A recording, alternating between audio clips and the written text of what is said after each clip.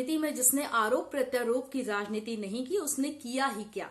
लेकिन आरोप भी इस प्रकार से लगाने चाहिए कि पहले अपना दामन भी देखना जरूरी होता है।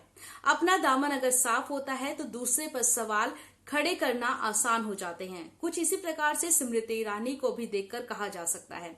स्मृति ईरानी वो ऐसी नेता मानी जाती थी जिन्हें पहले देखकर एक घर की बहू की तस्वीर सामने आती थी। घर घर में एक अहम भूमिका बहू की निभाने वाली स्मृति ईरानी को सभी ने सराहा, सभी ने वोट दिया।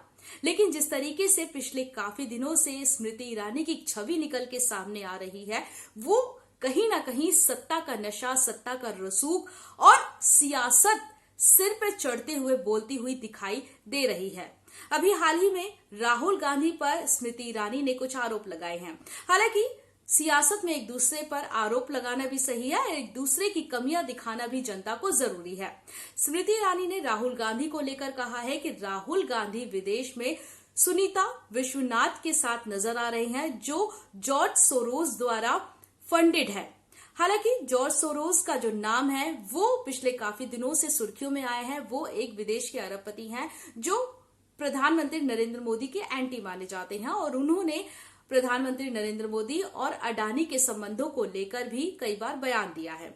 इसको लेकर स्मृति ईरानी ने ये कहा है कि राहुल गांधी सुनीता विश्वनाथ के साथ नजर आए थे और कहीं ना कहीं वो सुनीता विश्वनाथ जॉर्ज सोरोस द्वारा फंडेड हैं और फाइनेंशियली फंडेड है और ये कोशिश ये की जा रही है कि उनकी ओर से भारत में जो लोकतांत्रिक तरीके जो सरकार चुनी गई है उसको हटाने की कोशिश जॉर्ज सोरोस द्वारा की जा रही है। इस पूरे को मामले पर लेकर कांग्रेस ने भी पूरी बयानबाजी की, लेकिन कहीं ना कहीं ये देखना भी जरूरी है कि वो स्मृति ईरानी जो पत्रकारों के सवाल पूछने पर गुस्सा हो जाती हैं, पत्रकारों के सवाल पूछने पर ये कहती हैं कि हम आपके सर से बात करेंगे, हम आपके संपादक से बात करेंगे और अगले दिन उस पत्रकार को उस नौकरी से निकलवा भी देती हैं।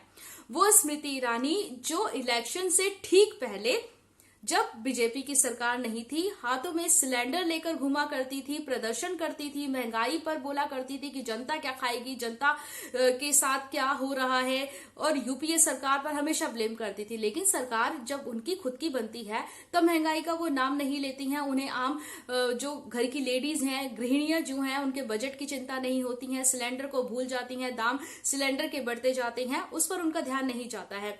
स्मृति ईरानी का खुद जो शिक्षा मंत्रालय था वो इसलिए चला गया था, रोहित वेमुला वाला जो सुसाइड कांड था उस पर वो ठीक से कार्रवाई नहीं करती। इस तरीके की जो चर्चाएं थी वो सामने आती है, जिसके बाद स्मृति ईरानी को कपड़ा मंत्रालय दे दिया जाता है।